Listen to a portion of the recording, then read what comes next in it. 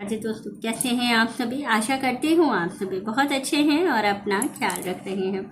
राधा रानी अपनी कृपा आप सब पर बनाए रखे। दोस्तों, आज हम लोग बात करने वाले हैं चंद्र ग्रहण की। चंद्र ग्रहण 2025 में 7 सितंबर को पड़ने वाला है, जो कि पूर्ण चंद्र ग्रहण कहा जा रहा है। विशेष रूप से जो ये चंद्र ग्रहण है, ये पूरे 100 साल बाद ऐसा चंद्र ग्रहण पड़ा है जो कि पूर्ण चंद्र ग्रहण है। भारत में इसमें सूतक का समय क्या होगा, विशेष रूप से गर्भवती महिलाओं को अपना ध्यान रखने की बहुत ज़्यादा ज़रूरत है। साथ ही मासिक धर्म में अगर आप हैं तो आपको किन किन बातों का ध्यान रखना है। विशेष रूप से पति पत्नी इस चीज़ को पूरा देख लें, इस वीडियो को, कि ग्रहण के दौरान आपको क्या करना है क्या नहीं करना है, क्योंकि जो ग्रहण है वो रात्रि के पहर में लग रहा है। तो इसलिए विशेष रूप से कहा जा रहा है कि आपको ग्रहण का सूतक काल और ग्रहण का समय सारी चीज़ें पता होनी चाहिए। और विशेष रूप से कुछ नियम होते हैं ग्रहण के, जिसको कि आपको जानना बहुत ज़रूरी है। शास्त्र सम्मत नियम बताने वाली हूँ, क्योंकि गुरुजी ने शिव महापुराण में वर्णित जो ग्रहण पड़ता है उस टाइम पर हमें क्या करना चाहिए, कौन से मंत्रों का जप करना चाहिए, गुरुजी ने अपनी वीडियो में बताया है। उन्हीं के बताए हुए वीडियोस में बता रही हूँ, जो कि शिव महापुराण में वर्णित है कि आपको क्या करना चाहिए क्या नहीं करना चाहिए। क्योंकि जो शिव जी हैं उनके सिर पर खुद चंद्रमा जी विराजमान हैं, तो जब उन पर ही ग्रहण लग रहा है तो कुछ विशेष नियम हैं जो कि शिव महापुराण में लिखित है। दूसरी चीज है कि जो चंद्र ग्रहण है ये पूर्ण चंद्र ग्रहण है।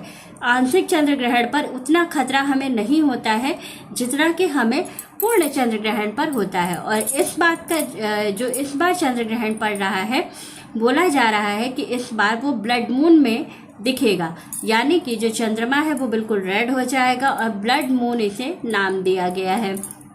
विशेष रूप से धर्माचार्यों द्वारा भी बताया गया है कि जो ये ग्रहण है ये काफ़ी खतरनाक भी है और इससे दुनिया में बहुत सारे उथल पुथल होने वाले हैं।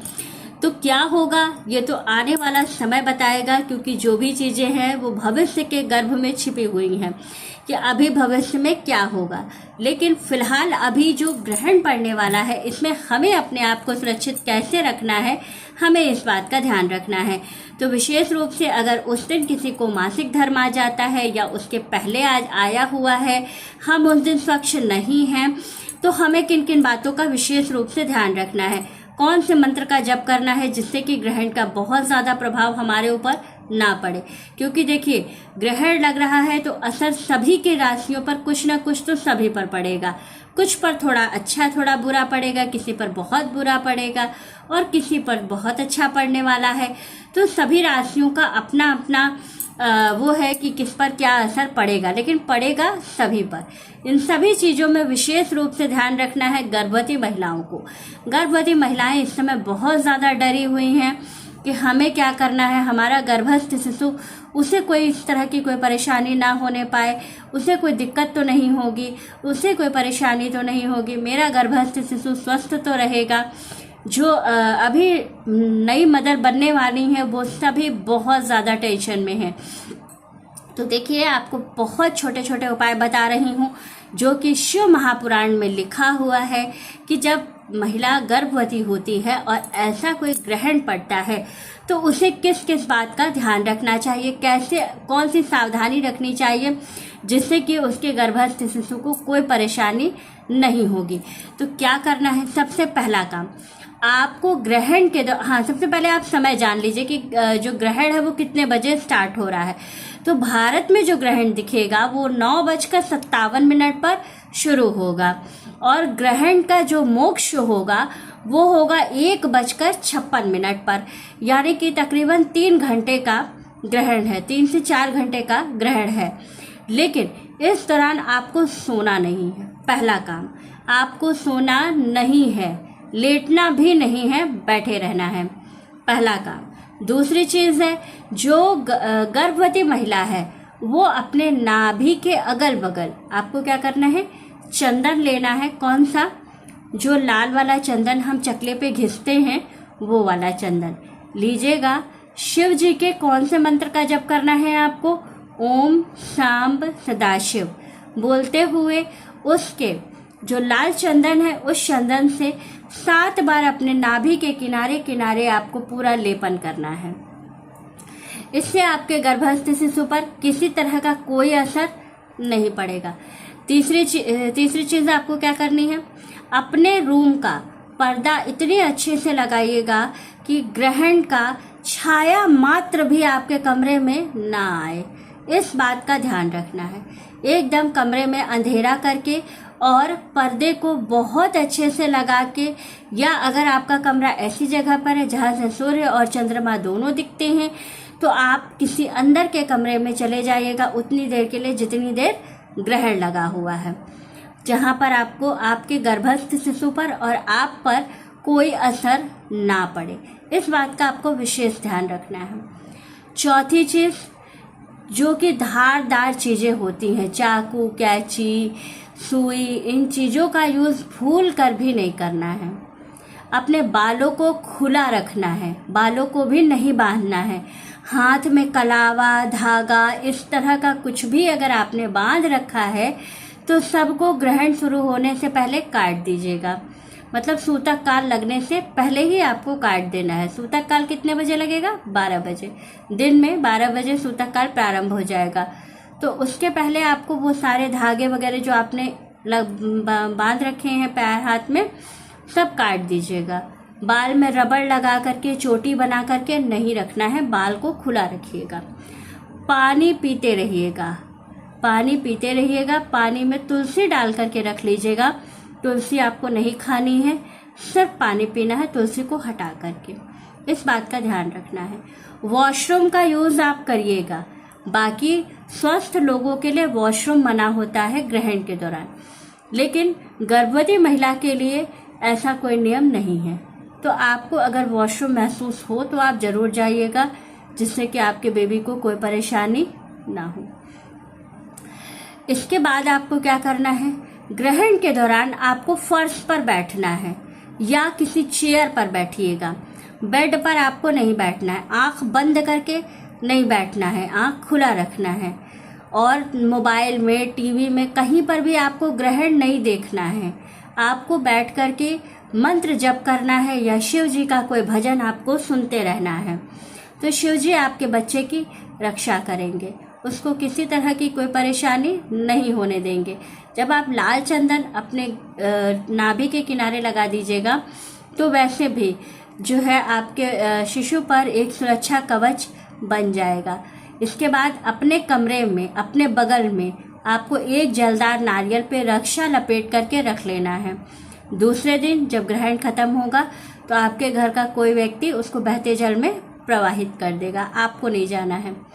साथ ही क्या करना है, एक जो है उसकी कुश की अंगूठी बना के हाथ से और अपनी इस उंगली में, मिडिल फिंगर में पहन लीजिएगा, जिससे कि आपको कोई परेशानी ना हो। अगर नहीं पहनने का मन है तो कुश को ऐसे लपेट के बना के अपने पास रख लीजिएगा। अपने दुपट्टे में कोई भी कपड़ा आप पहने रहिए, कोई परेशानी नहीं, उसके ऊपर एक दुपट्टा ओढ़ लीजिएगा। दुपट्टे में थोड़ी सी हींग बांध करके अपने पास रख लीजिएगा। इन सभी चीज़ों से आपके शिशु की रक्षा होगी, क्योंकि जिस समय ग्रहण लगता है उस समय जो नेगेटिव एनर्जी होती हैं वो बहुत ज़्यादा एक्टिव होती हैं, और आपके बेबी को कोई परेशानी कोई ना हो, इसलिए आप हींग ज़रूर लगा करके रखिएगा अपने दुपट्टे में, जिससे कि कोई इस तरह की परेशानी आपके बच्चे को ना हो। इन सभी बातों का आपको ध्यान रखते हो, और जैसे ही ग्रहण खत्म होगा तो और कोई नहाए या ना नहाए, लेकिन आपको स्नान करना है। भले ही आप एक मग केवल शरीर पे डाल के शरीर को स्वच्छ कर लीजिए, लेकिन ज़रूर कीजिएगा। और इतना करने के बाद ही आप शयन करने के लिए जाइएगा। इतना करिए और मंत्र जप करिए। शिव जी का सबसे अच्छा और सबसे चमत्कारी मंत्र है कि ओम सांब सदाशिव का जाप आप कीजिए, या श्री शिवाय नमस्तुभ्यम का जब भी आप कर सकती हैं, बहुत लाभपूर्ण है। पति पत्नी विशेष रूप से किस बात का ध्यान रखेंगे? देखिए, ग्रहण के दौरान आपको इंटीमेट नहीं होना है, रिलेशन नहीं बनाना है। दूसरी चीज़ है, ग्रहण के दौरान आपको भोजन नहीं करना है। तीसरी चीज़ है कि अगर आपकी वाइफ प्रेग्नेंट है तो आपको विशेष रूप से उसका ध्यान रखना है, उसके साथ आपको भी जगते रहना है, बगल में बैठे रहना है, मंत्र जप करना है, जिससे कि उसका भी मन लगा रहेगा। और दूसरी चीज़ है कि जब हस्बैंड वाइफ दोनों लोग जब करते हैं तो इसका फल ज़्यादा मिलता है। तो इस बात का आप विशेष रूप से ध्यान रखिएगा। मासिक धर्म, अगर किसी को इस दिन मासिक धर्म आ जाता है या मासिक धर्म पहले से आया हुआ है, हम स्वस्थ जो है स्वच्छ नहीं हैं, तो ऐसी अवस्था में जब ग्रहण जिस समय लगता है तो आपको कुछ विशेष बातों का ध्यान रखना है। मानसिक रूप से मंत्र जप करना है, पहली चीज़। दूसरी चीज़ है, जो अगर आपके घर में कोई महिला गर्भवती है तो उसके आसपास आपको नहीं जाना होता है, इस बात का भी ध्यान रखिएगा। और दूसरी चीज़ है कि आप स्वयं एक अलग कमरे में रहिएगा, जिससे कि किसी तरह की किसी को कोई परेशानी, किसी को कोई छुआछूत ना हो, इस बात का भी आपको ध्यान रखना है। क्योंकि मासिक धर्म जो है ये पूर्ण रूप से स्वच्छ नहीं कहा जा सकता है, सिर्फ मानसिक पूजन हम कर सकते हैं, किसी चीज़ को टच करना। और अगर गर्भवती महिला है तो उसको तो बिल्कुल भी टच नहीं करना होता है, क्योंकि वो पूरी तरह से इस समय बहुत पवित्र अवस्था में होती हैं। जो प्रेग्नेंट लेडीज़ होती हैं तो उनका बहुत ध्यान रखने की ज़रूरत होती है, और उनको कोई इस तरह का इन्फेक्शन या कोई ऐसी चीज़ उनके शरीर में प्रवेश नहीं करनी चाहिए जिससे कि बच्चे को कोई परेशानी हो। तो इस बात का आपको विशेष रूप से ध्यान रखना है, और सारी चीज़ों को ध्यान में रखते हुए संपूर्ण नियमों का पालन करते हुए आपको ग्रहण में रहना है, जिससे कि ना आपको कोई दिक्कत हो, ना ही आपके साथ किसी और को कोई परेशानी हो।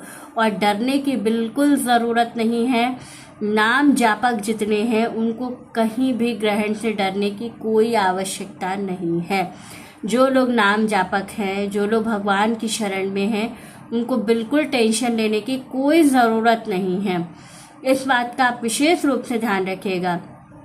जो लोग भगवान की शरण में होते हैं, जो लोग उनकी शरण में बैठे हुए हैं, उनको अपना आश्रय मानते हैं, उनको बिल्कुल भी परेशान होने की ज़रूरत नहीं है कि मेरे साथ क्या होगा, मेरा राशि ये है तो मेरी राशि में ऐसा बोला जा रहा है।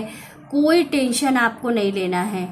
जब वो हैं तो आपके साथ कभी बुरा नहीं हो सकता। और दूसरी चीज़ है कि अगर आपके कर्म अच्छे हैं तो आपका कोई बुरा नहीं कर सकता, कोई बाल भी बांका नहीं कर सकता। तो विशेष रूप से इस बात का आप ज़रूर ध्यान रखें। और मेरी वीडियो, मेरी जानकारी अच्छी लगे तो वीडियो को लाइक, शेयर और सब्सक्राइब ज़रूर कीजिएगा। राधे राधे दोस्तों।